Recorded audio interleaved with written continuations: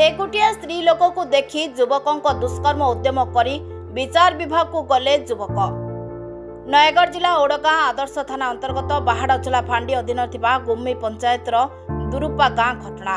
एभली घटना देखा मिली ओडगां थाना बाहाड़चला फांडी अंतर्गत मुरुदेई ग्राम शैलेन्द्री कहर बापघर जावाई बस को अपेक्षा करथिबा समय निछाटिया काजू जंगल मध्य गुम्मी ग्रामर सुरेश नायक और दीपू नामक युवक शैलेन्द्री को कुआड़े जाउछ बोली कही पचारिथिले एवं पचारिबा सह तांको निछाटिया काजू जंगल को डाकिबा सह एक किस मागिबा भली कथा कहिथिले। युवक जनक किंतु महिला जनक कहिथिले मु तुमको चिन्हि नाही, तुमे किए मते काहेकि एभली असभ्य कथा कहूछ।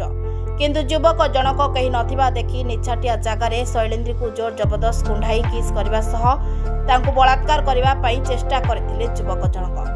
किंतु एहा परे महिला जनक सेठारु खसी आसी एवं से तांको स्वामी को कॉल करी सब कथा कहिथिले। परे उक्त महिला आसी ओडगां थाना रे एक लिखित अभियोग करथिले। किंतु ओडगां थाना अधीनस्थ बाहाड़चला फांडी रे लिखित अभियोग करथिले। बाहाड़चला फांडी अधिकारी मोहम्मद जाफरुल्लाह तदंत करी आज अभियुक्त सुरेश नायक और दीपू को आज 264/24 रे मामला रुजु करी कोर्ट चालान करछंती। नूतन भावे जोग देथिबा फांडी अधिकारी मोहम्मद जाफरुल्लाह कहचंती महिला उपर अत्याचार जमा बर्दाश्त करा नाही।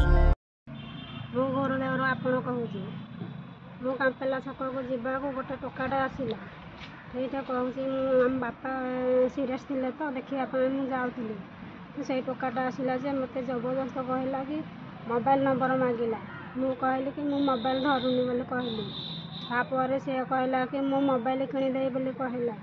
तो शंखा सिंदूर तू कौन पाई पिंधुनु बोली कहला। मु कहली जे मो पिंधिबि ना मु एमती एका जीवी बोली कहली। ये कहला मु सब जिनिस किनिदेवी किंतु तू मते सबुदिन तू मो सागर फोन रे कथा हो बोली मते कहला। मु किंतु हेतु कहली कि हाँ मु कथा हेबी नंबरटा दियो बोली हेतु नंबरटा नहीं कि आसिली। आसवा पूर्व सी कहला कि मते किस्टे दियो बोली कहला। हेतु मोबाइल कि मु किस दे पारने बोली से जबरदस्त किस मागिकी गला। हेतु किस्टा देला।